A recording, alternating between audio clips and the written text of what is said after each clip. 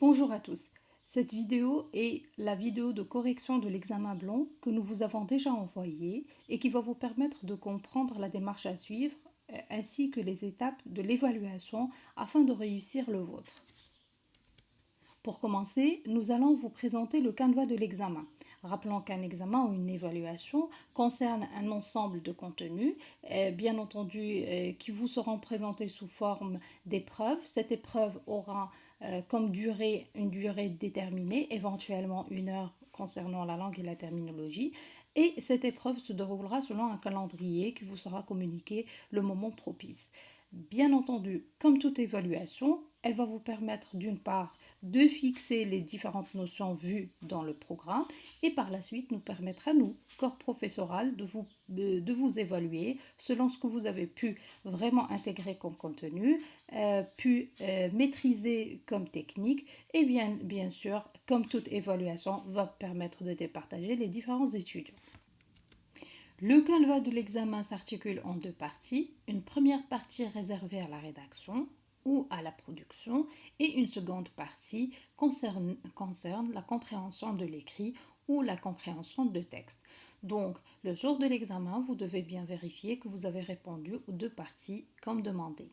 La première partie, je le réexplique, concerne la rédaction, la production. Donc, c'est une évaluation qui va s'articuler autour d'une question, une thématique et une consigne bien précise que nous allons développer et expliquer par la suite. La seconde partie, elle, concerne un texte proposé avec des questions de compréhension. Ces questions, comme l'exemple le montre, sont 10 et chaque question est accompagnée de choix. Donc, sous forme d'un QCM. Vérifiez bien, encore une fois, que toutes vos réponses émanent du texte. C'est de là où on parle de la compréhension du texte. Et par la suite, vous devez à chaque fois fournir, en fonction de ce que vous avez lu et compris, les réponses adéquates. Revenons à présent à la première partie pour mieux expliquer la consigne. En fait, lorsqu'on vous demande de rédiger, on vous demande de produire un texte en respectant les normes de la production d'un texte. Ici, on demande de rédiger un paragraphe, donc vous devez répondre à cette consigne en respectant les normes de la rédaction de paragraphe. Pas n'importe lequel, dans la mesure où il s'agit d'un paragraphe dans lequel vous allez exprimer votre opinion. D'ailleurs, rappelons la consigne exactement, elle dit rédiger un paragraphe sur ce que vous pensez des nouvelles technologies de l'information et de la communication, l'ENTIC, en appuyant votre opinion d'arguments et d'exemples. Lorsqu'on voit paragraphe plus opinion, argument, exemple, là, ça doit vous renvoyer exactement à la partie dans laquelle nous avons vu la rédaction du paragraphe argumentatif.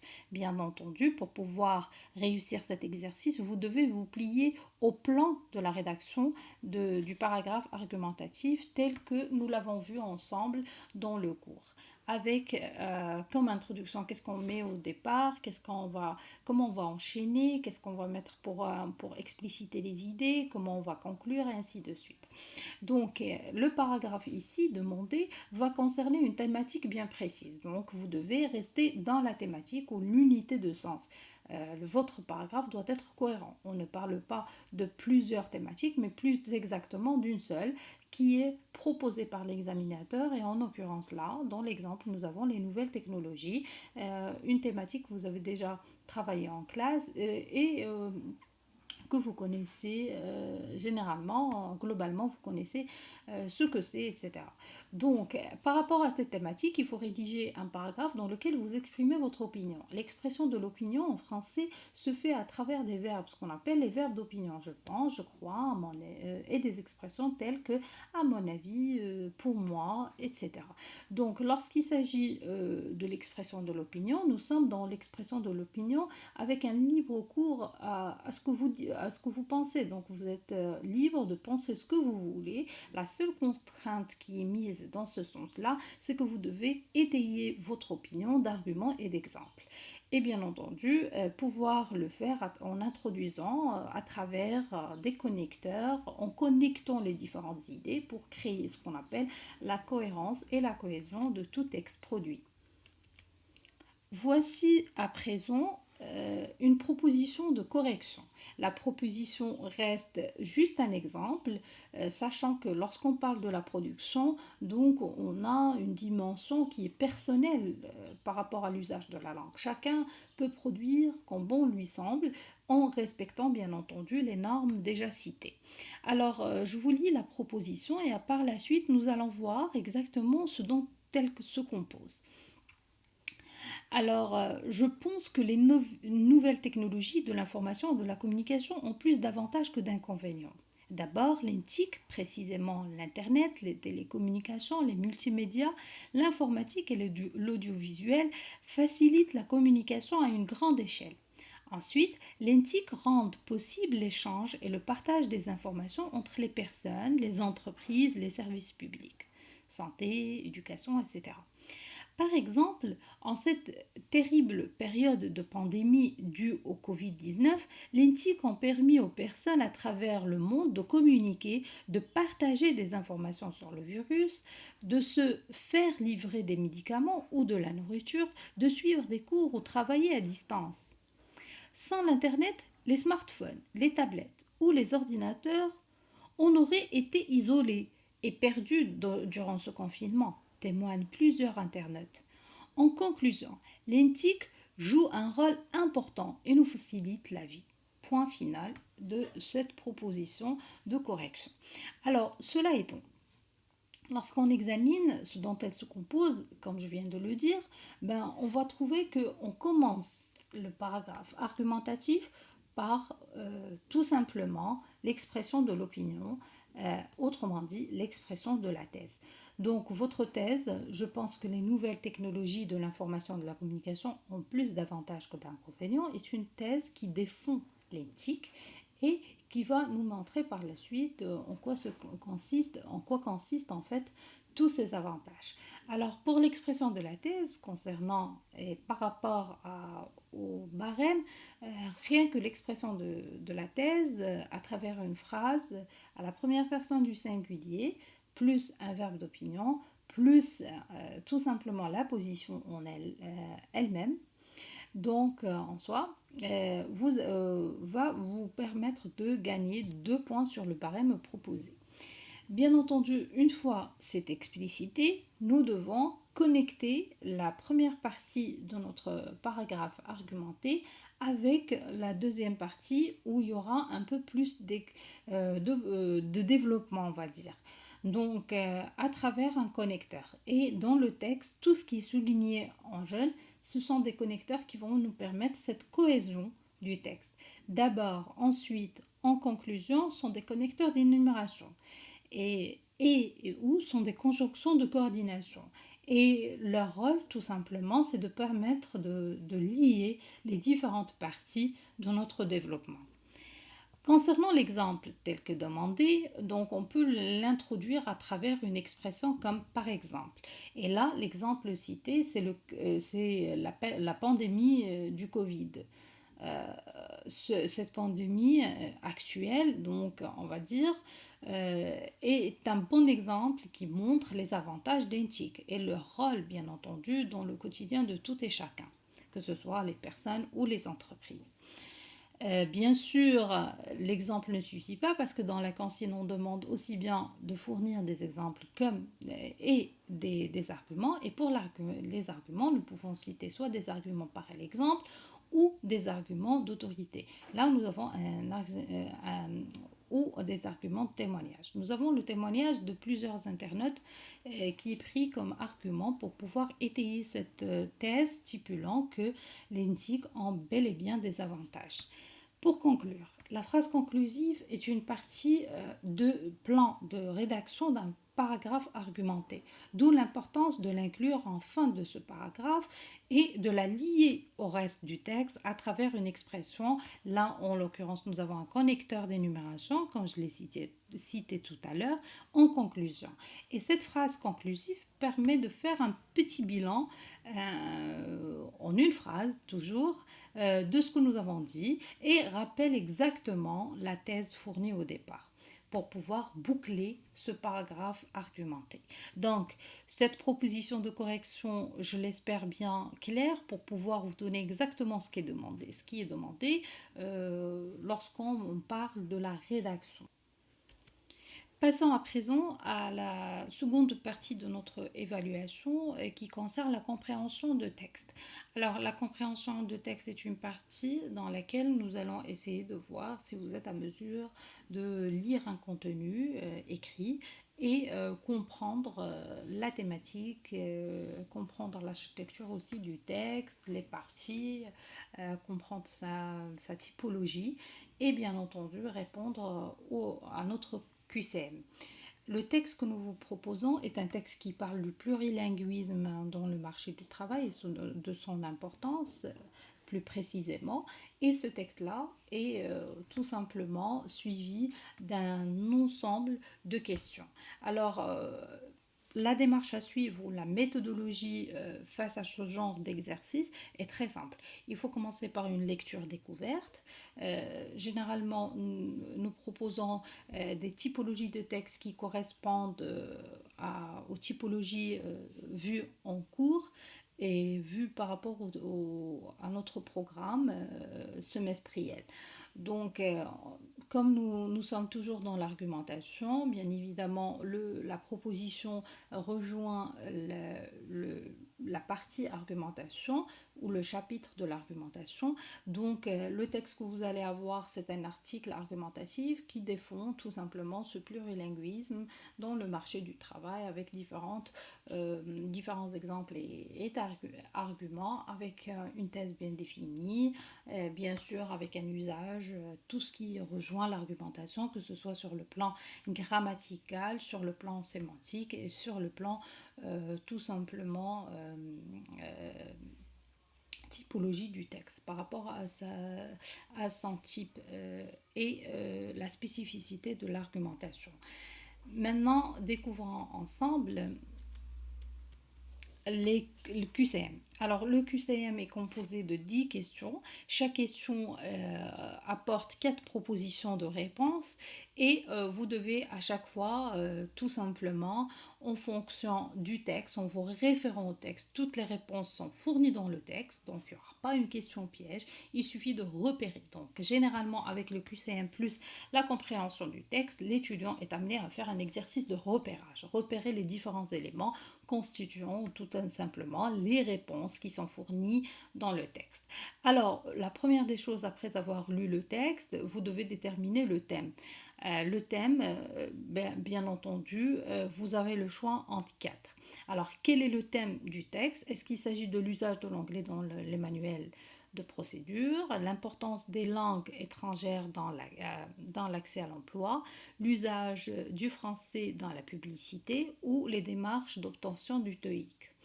Alors là, encore une fois, la thématique ou le thème correspond à ce qui est dit dans le texte. Généralement, pour pouvoir trouver le thème et le repérer, il suffit de vous fier aux mots-clés du texte. Et bien entendu, comme il s'agit du plurilinguisme, les langues étrangères et leur importance dans le marché de l'emploi, donc nous devons choisir la proposition B. Pour la seconde question, quelle est la thèse exposée par l'auteur? Tout simplement, l'auteur estime que la maîtrise des langues étrangères est une condition sine qua non pour trouver du travail. Alors, pour pouvoir trouver encore une fois la thèse exposée par l'auteur, vous avez tout simplement la même démarche de la compréhension du texte, l'analyse d'un texte argumentatif. Il suffit de repérer les verbes d'opinion, le champ lexical, s'il est valorisant, donc généralement l'auteur défend, s'il dévalorise, donc l'auteur refute, défend, il est pour, il est contre. Donc c'est comme ça qu'on a tendance à repérer la thèse. Et là, nous avons tout simplement, il estime que la maîtrise des langues étrangères est une condition sine qua non. Donc c'est une condition essentielle pour trouver du travail. Donc c'est très important, ça rejoint un petit peu la thématique, l'importance des langues étrangères dans l'accès à l'emploi. Toujours en poursuivant notre lecture-analyse du texte, nous avons une troisième question. Pourquoi les offres d'emploi sont rédigées en anglais? Alors, nous avons la réponse, entre les quatre proposés, là c'est la bonne réponse. Pour que la sélection basée sur la maîtrise de l'anglais se fasse au premier niveau de contact, c'est-à-dire, autrement dit, il n'y a que ceux qui maîtrisent vraiment cette langue qui vont pouvoir accéder à cette offre, être sensibles à cette offre. Donc, d'où une sélection préalable des différents candidats. Les nouvelles recrues doivent maîtriser en anglais. Alors là, vous devez, est-ce que c'est la première question, c'est la première proposition qui est la bonne, la seconde, la troisième ou tout simplement la A et B. Faites attention aussi à ce genre de réponse, vous devez combiner. Et quand il faut être très vigilant par rapport à ce qui est proposé. Donc pour pouvoir répondre à cette question, ben, tout simplement la compréhension orale et écrite et puis l'expression orale et écrite. Autrement dit, les quatre compétences de la maîtrise d'une langue. Compétences linguistiques qui reposent sur la compréhension de l'oral et de l'écrit, et puis l'expression ou la production de l'oral et de l'écrit. À quel type d'argument fait appel l'auteur pour étayer sa thèse dans le premier paragraphe? Tout simplement un argument d'autorité. Et là, vous devez revenir à tout simplement un petit rappel de la typologie des arguments que nous avons vus dans le cours et choisir ce qui va avec ce qui est présenté dans le texte. Encore une fois, vous devez sélectionner. Et d'où donc la compréhension du texte, c'est d'abord une base,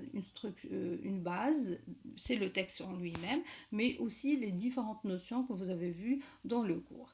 Autre question de compréhension possible dans ce genre d'exercice, donc à quel type d'argument fait appel l'auteur pour étayer sa thèse dans le deuxième paragraphe? Et là, vous devez faire attention à lire la question du début jusqu'à la fin. Si dans la question 5, nous spécifions quel type d'argument à quel type d'argument fait appel l'auteur en fait pour étayer sa thèse dans le premier paragraphe. Dans la question 6, il s'agit du deuxième paragraphe.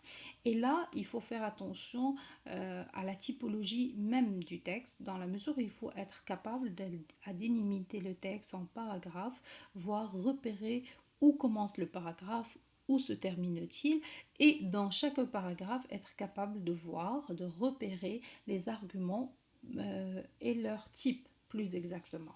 Alors, par rapport à la question 6, la réponse à fournir est la réponse B, dans la mesure où il utilise un argument par l'exemple.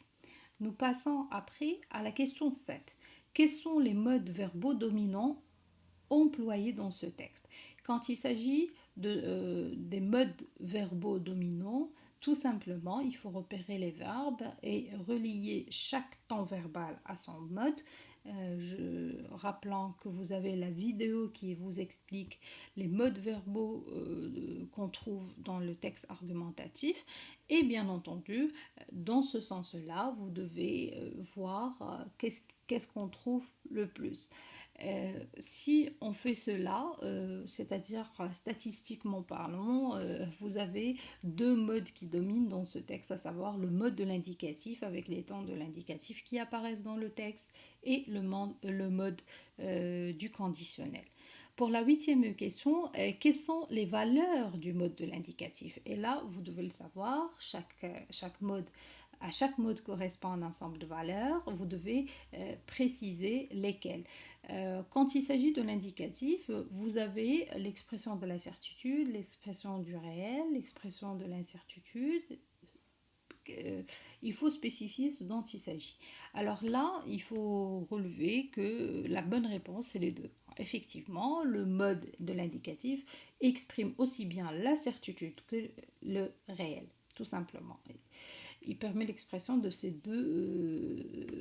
tout simplement deux notions, la certitude et le réel. Maintenant, pour les connecteurs, vous le savez aussi, vous devez le savoir, dans le cours des connecteurs, nous avons vu que chaque connecteur correspond à un sens. Donc, il permet d'introduire soit l'expression, soit la gradation, la justification, l'explication, l'opposition, la concession, le but, etc. Donc, en ce qui concerne mais, ce qui est demandé, il faut savoir qu'il introduit l'opposition. Pour la 10e question, la dernière, ben, la question stipule qu'il faut choisir le mot qui permet de substituer ou le connecteur qui permet de substituer le connecteur en plus. Alors, si nous savons que en plus il exprime l'addition, donc il faut choisir entre le premier, à savoir en revanche, en outre aussi, ou tout simplement les deux, comme demandé ici dans le choix, les deux premiers, à savoir en revanche et en outre. Alors, ce qu'il faut choisir, c'est tout simplement B et C. Pourquoi? Parce que nous devons exclure en revanche dans la mesure où il exprime l'opposition. Donc voilà un exemple, encore une fois, d'un texte argumentatif accompagné des questions de compréhension sous forme d'un QCM qui va vous permettre un peu de vérifier les différentes notions que nous avons vues dans le cours et qui va permettre à l'examinateur, encore une fois, d'évaluer les différentes réponses fournies par les étudiants. Nous vous souhaitons très bon courage et vous invitons à une foire aux questions en vous posant toutes les questions relatives au chapitre que nous avons étudié ensemble dans la page de notre groupe Langue et terminologie de la Faculté des sciences juridiques, économiques et sociales. À très bientôt et encore une fois, très bon courage.